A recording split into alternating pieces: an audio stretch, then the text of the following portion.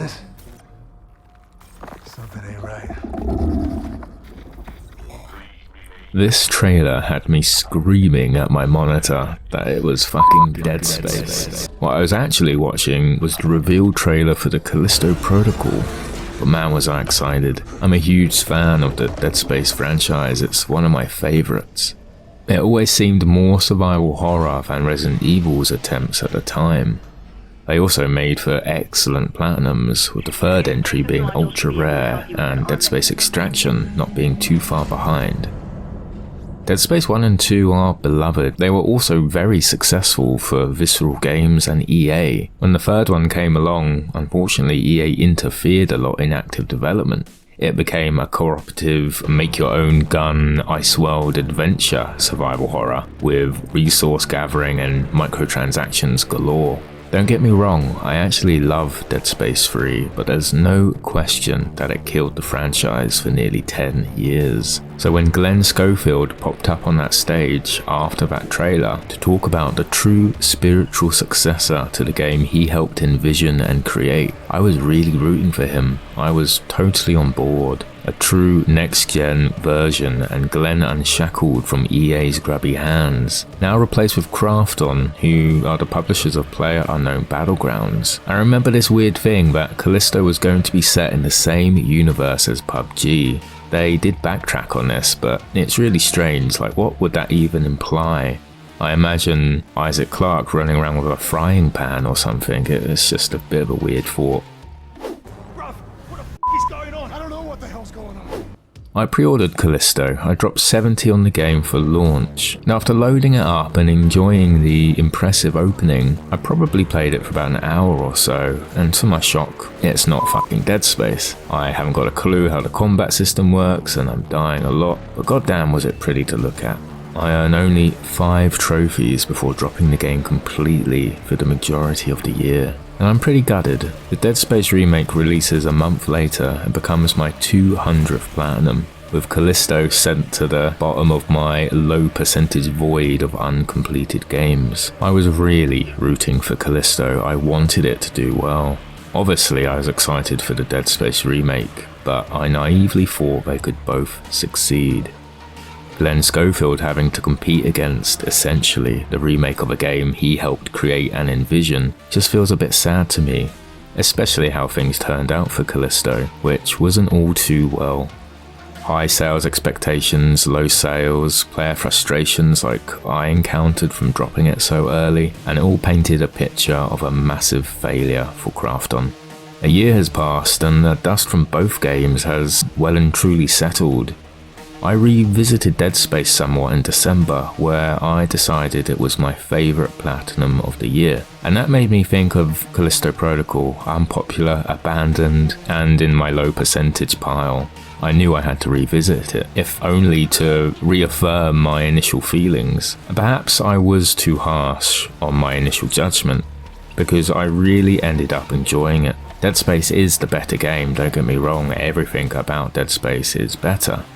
But Callisto offers such a laser-focused narrative, and there's loads of things to like.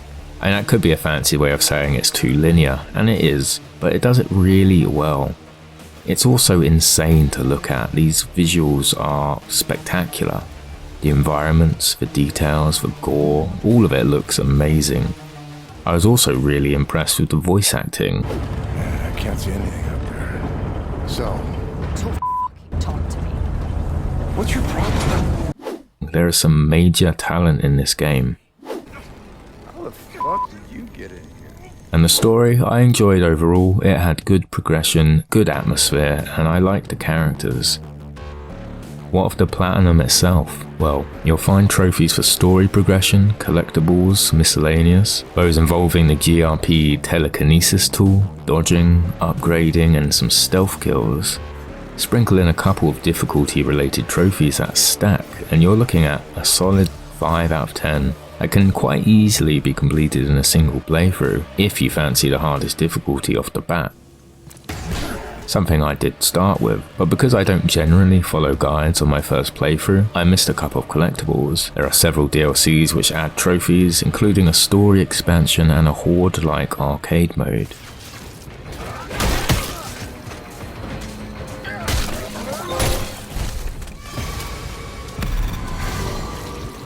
Consider a full blind playthrough to get the best experience. I'll leave it up to you whether to start on maximum security or not, but I will say this. As long as you understand how to dodge, it will be manageable. I'll cover that shortly. Any missed collectibles can be picked up in New Game Plus, and they are all named from the personnel that dropped them, and tracked by chapter, so it's actually very easy to keep track of. Collectibles are extremely missable, however. Jarringly, there is no chapter select, but you will find a manual save. It's very obvious when a new chapter starts, so I would recommend a manual save at the start of each chapter, and maybe a spoiler-free collectible guide if you would rather a single playthrough. There was an update to the game where several collectibles moved locations, but the guides I eventually used were updated to reflect this, thankfully. I've never really heard of that before, where collectibles are moved, but it's because the ones you did pick up would overlap with the story progression comms, and they would play at the same time. Kind of makes sense why they would change that. I got the platinum once I found the last collectible that I was missing on my second playthrough, and it was in plain sight in the end. I'm not really sure how I missed that one. The hardest trophy is Protocol is About Life. Beat the game on maximum difficulty. I started this difficulty because I am a maniac. It was bastard hard, but ended up becoming very satisfying to progress. Every encounter early on took so many attempts, death was very frequent, and it's likely why I bounced off the game so quick back on release. I was playing the hardest difficulty, going in thinking, this is fucking Dead Space, and I didn't understand the core combat mechanics. Enemies were tougher than usual, especially when dealing with more than one. Your biggest goal against a biophage in any encounter is to not let them swarm you. You have advantage when it's 1v1 and you can take your time. Your instant kill GRP module, the telekinesis, is really well suited for this. Able to toss enemies into spinning turbines, grinders and spiked walls. It's one of the most satisfying things in the game.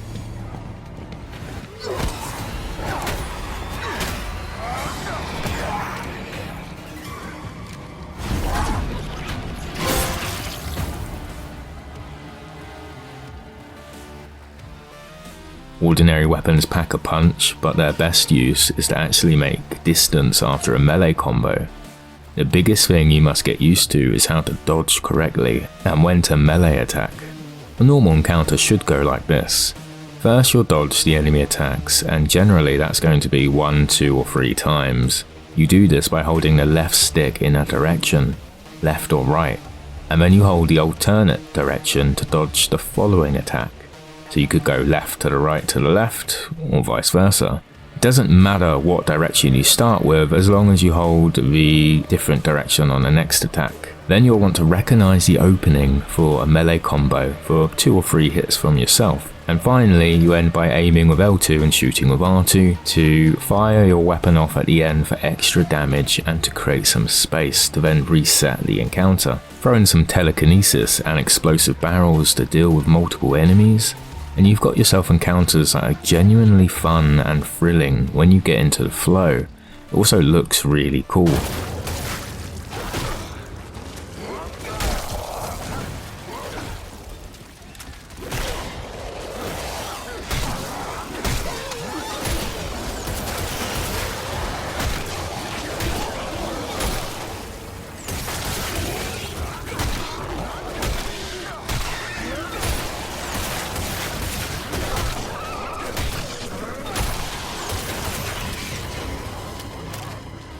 Don't forget to stomp corpses for loot, just like Dead Space. It will gift you health, ammo, or Callisto credits to upgrade your tools and weapons.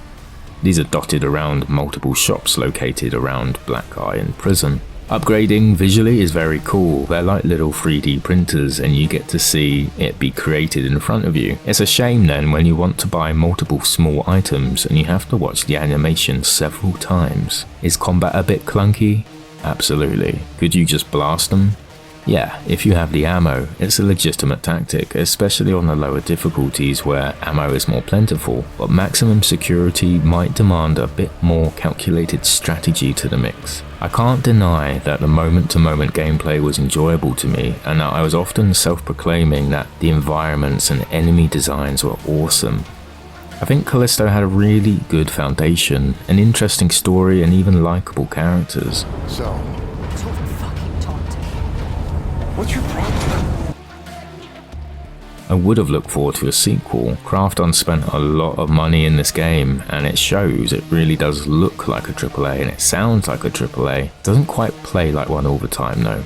It also had very high sales expectations, and ultimately it failed, causing layoffs and Glenn Schofield's departure from striking distance. I liked it for what it was, a cool survival horror sci-fi game. If you managed to nab it on PlayStation Plus, I recommend you give it a go. It's probably impossible, but try not to think of Dead Space. Focus on the differences, the atmosphere it gives you, and the unique combat experience. I think you could end up enjoying it as much as I did.